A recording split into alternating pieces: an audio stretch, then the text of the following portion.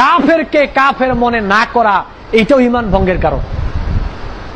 রবীন্দ্রনাথ ঠাকুরকে কাফের মনে করতে হবে। যদি কাফের মনে না করেন তাহলে আপনার ঈমান চলে যাবে। সুরঞ্জিত সেনগুপ্তকে কাফের মনে করতে হবে। যদি কাফের মনে না করে অন্যটা মনে করেন, ঈমান আপনার চলে যাবে। হিন্দু, বৌদ্ধ, খ্রিস্টান যারা অমুসলিম তাদেরকে অমুসলিম মনে করতে হবে। যদি অমুসলিম মনে না করেন তাহলে আপনার ঈমানও চলে যাবে। আপনার ঈমানও চলে যাবে। সূরা তাওবার মধ্যে আল্লাহ রাব্বুল আলামিন বলেছেন, ইয়া আইয়ুহাল্লাযীনা আমানু ইন্নামাল মুশরিকুনা নাজাসুন। হে ঈমানদার সমাজ, যারা মুশরিক তারা অপবিত্র। অপবিত্র মানে আত্মিক, অন্তর্গত, ভিতরগত দিক দিয়ে তারা অপবিত্র এবং বাহ্যিকভাবে তারা অপবিত্র। সূরা বাইয়ানার 6 নং আয়াতে আল্লাহ রাব্বুল আলামিন বলেছেন, ইন্নাল্লাযীনা কাফারু মিন আহলিল কিতাবি ওয়াল মুশরিকিনা ফি নারি জাহান্নামা খালিদিনা ফিহা। আহলে কিতাবদের মধ্য থেকে নিশ্চয়ই যারা কুফরি করেছে, আহলে কিতাবদের মধ্য থেকে, মুশরিকদের মধ্য থেকে, তাদের থাকার জায়গা হচ্ছে জাহান্নাম। তারা সেখানে চিরকাল অবস্থান করবে। উলাইকা হুম শাররুল বারিয়া। সৃষ্টি জগতের মধ্যে তারা হচ্ছে অত্যন্ত নিকৃষ্ট। এজন্য কাফেরকে কাফেরই মনে করতে হবে। যদি কাফেরকে কেউ কাফের মনে না করে তাহলে তার ঈমান চলে যাবে। তারপরে আপনাকে মুসলিমদের বিরুদ্ধে অমুসলিমদেরকে সহযোগিতা করলে ঈমান চলে যাবে। মুসলিমদের বিরুদ্ধে অমুসলিমদেরকে সহযোগিতা করলে ঈমান চলে যাবে। আজকে বর্তমান সমাজে গোটা ওয়ার্ল্ড আমরা যারা মুসলিম কান্ট্রি, মুসলিম দেশ রয়েছি, আজকে মুসলিম সম্প্রদায় ইহুদিদের সাথে বন্ধুত্ব বাড়াচ্ছে, আর মুসলিম রাষ্ট্রগুলোর সাথে, মুসলিম অধ্যুষিত দেশের সাথে আমরা কি করছি?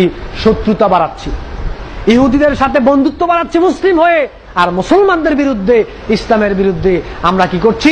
শত্রুতা পোষণ করছি। ইসলামকে ধ্বংস করার জন্য ইহুদিদেরকে সহযোগিতা করছি, মুসলিমদেরকে ধ্বংস করার জন্য ইহুদিদেরকে সহযোগিতা করছি, কোরআন হাদিসের শিক্ষাকে ধ্বংস করার জন্য আজকে আমরা ইহুদিদেরকে সহযোগিতা করে যাচ্ছি। এজন্য ইহুদিদেরকে যারা সহযোগিতা করবে মুসলমানদের বিরুদ্ধে, ইসলামের বিরুদ্ধে, তার ঈমান থাকবে না, তার ঈমানও চলে যাবে, তার ঈমানও টিকবে না, তার ঈমানও টিকবে না। ওয়া মাইয়াতাওয়াল্লাহুম মিনকুম ফাইন্নাহু মিনহুম। আল্লাহ সুবহানাহু ওয়া তাআলা পবিত্র কোরআনে জানিয়ে দিয়েছেন যে তারা যারা তাদেরকে বন্ধু হিসেবে গ্রহণ করবে, মানে মুসলিমদের মধ্য থেকে যারা তাদেরকে, সূরা মায়েদার 51 নং আয়াত আল্লাহ বলেছেন, মুসলিমদের মধ্য থেকে যারা ইহুদি, বৌদ্ধ, খ্রিস্টান, হিন্দু তাদেরকে যারা বন্ধু হিসেবে গ্রহণ করবে, আল্লাহ বলছেন সে তাদের অন্তর্ভুক্ত।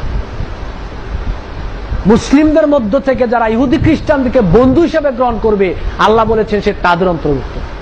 সূরা আল ইমরানের 28 নং আয়াতে আল্লাহ বলেছেন, লা ইয়াত্তাখিযুল মুমিনুনাল কাফিরিনা আউলিয়া মিন দুনিল মুমিনিন।